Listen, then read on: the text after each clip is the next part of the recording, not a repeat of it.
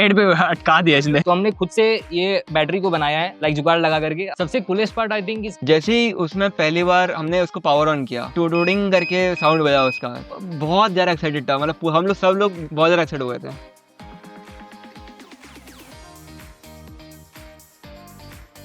We made our FPV drone in first semester. Hi, I am Sushant Rudra, Aryan Yadav, Ayush Mittal, and we are first year student at NHT RU. So मेरा बचपन से interest था कि IoT में जाना है मेरा। IoT बेसिकली मतलब बचपन में जो भी मैंने देखा है घर पे, जो भी चीज़ें थी मैंने सबको खोल के देखा है। तो बेसिकली मैंने YouTube पे देखा कि ड्रोन वगैरह कुछ होता है, ऐसे हवा में उड़ता है। फिर मैंने उसके ऊपर रिसर्च किया। पहला ड्रोन मैंने बनाया था 10th क्लास में, फिर प्रेजेंट किया उसको स्कूल के अंदर। और फिर मैंने इधर आके कॉलेज में सोचा कि मैं आउटरीच करता हूँ जो इंटरेस्टेड है। हमने ग्रुप पे डाला कि जिसको इंटरेस्ट है ड्रोन में तो वो मैसेज कर दो।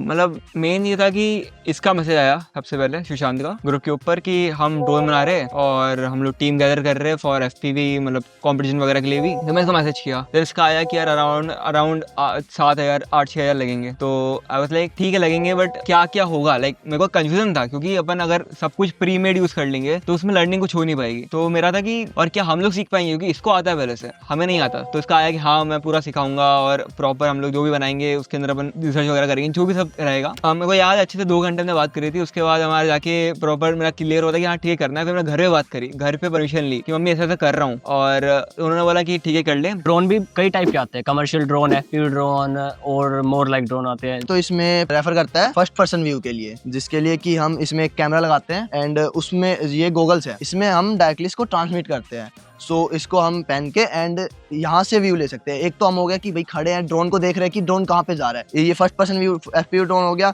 कि इसकी स्पीड हाई होती है एंड इसकी रेंज ज्यादा होती है। लाइक इसकी रेंज है 5 किलोमीटर। तो जब ये जाएगा 200 मीटर भी दूर चला गया तो ये मेरे को नहीं दिखेगा कि मैं कैसे उड़ा रहा हूँ। तो ये FPV होता है कि भाई फर्स्ट पर्सन व्यू, मैं गॉगल्स लगा रहा हूँ एंड मैं देख रहा हूँ कि ड्रोन कहाँ जा रहा है, किसी कोई चीज है तो नहीं आसपास जिससे टकरा जाएगा। इसका मेनली पर्पज होता है रेसिंग।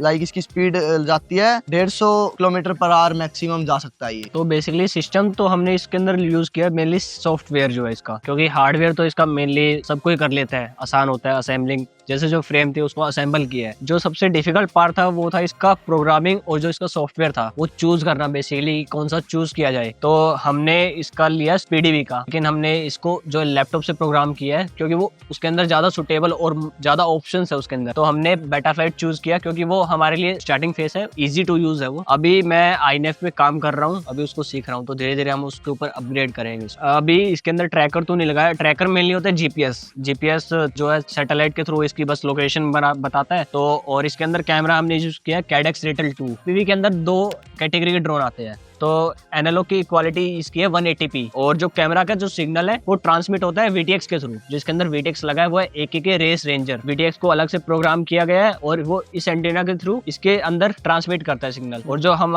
देख रहे हैं वो कैमरा के थ्रू हमें इस गॉगल्स के अंदर दिखता है। फिर बेसिकली मेरे को दिक्कत वो आ रही थी कि इन दोनों में बाइंड नहीं कर पा रहा था, जो इसके सिग्नल्स है वो कैच नहीं कर पा रहा। तो मैंने उसको पूछा, AI से पूछा, मतलब ChatGPT किया, तो मैंने सबसे पूछा और फिर मतलब लास्ट में मेरा हो गया 4 बजे फाइनली। मैंने फर्स्ट जो मेरी सक्सेसफुल फ्लाइट है वो मैंने कॉमन एरिया में ली। हम ले गए इसको ग्राउंड में उड़ाने के लिए। ग्राउंड में हमने उड़ाया, टेस्ट किया। फिर उसके बाद हमारे साथ हुआ कि ये जो इसका ESC है ना, ESC इसका मतलब फूक गया, क्योंकि वो जो ये FPV है तो FPV के अंदर पोजीशन होल्ड नहीं है, कोई भी DJI के अंदर होता है तो इसके अंदर कोई भी पोजीशन होल्ड नहीं है। तो ये ऊपर से गिरा, ESC के जाके लगा सीधा, तो ये खराब हो गया। और ये अराउंड हमारा कॉस्टिंग आया 5,000 का। फिर से हमने इसको ऑर्डर किया तो इसके अंदर हमारा बहुत ज्यादा बजट हाई गया। सेम चीज हमारा बैटरी के साथ भी हुआ। हमने लाइक इसको लगा के छोड़ दिया और वो अपने आप फिर शॉर्ट सर्किट कर गया, जलने लग गया, उसमें धुआं उठने लगा। ये हमने लिपो आयन बैटरी हमने यूज किया था, बट फिर वो पूरा हम लोग का डैमेज हो गया। तो लास्ट में हमने सोचा कि छोड़ो उसको डिच करो, हम लोग एक नया लिथियम आयन बैटरी मंगा लेते हैं। तो हमने खुद से ये बैटरी को बनाया है, लाइक जुगाड़ लगा करके। अब हम लोग इससे वर्क कर रहे हैं। सबसे कूलेस्ट पार्ट आई थिंक इस ड्रोन को बनाने के टाइम पे जो उसकी शोल्डरिंग थी, क्योंकि वो मैं पहली बार सीख रहा था और मुझे मजा भी आ रहा था। जब मेरे को उसकी टेक्निकल कॉम्प्लेक्सिटी बारे में पता चला कि अगर वो शोल्डरिंग करते टाइम थोड़ा भी यहाँ वहाँ हुआ तो हम लोग का पूरा जो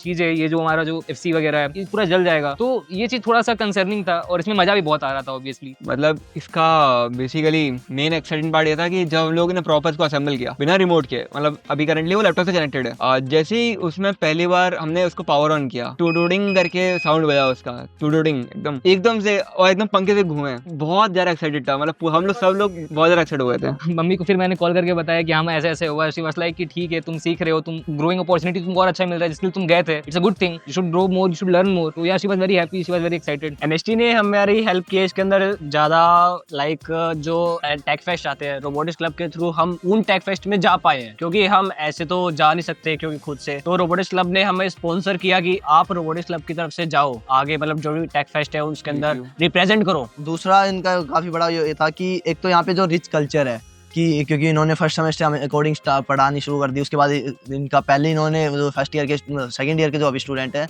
उन्होंने फर्स्ट ईयर में क्वाड को बनाया था। एंड उसके अलावा क्योंकि काफ़ी रिच कल्चर है तो यहाँ पे स्टूडेंट्स भी काफ़ी अच्छे खासे हैं जिनका इंटरेस्ट है ऐसी ऐसी चीज़ों में, तो एक हमें टीम अच्छी खासी मिल गई। इस सब के पीछे मतलब कहीं ना कहीं एनएसटी ही था।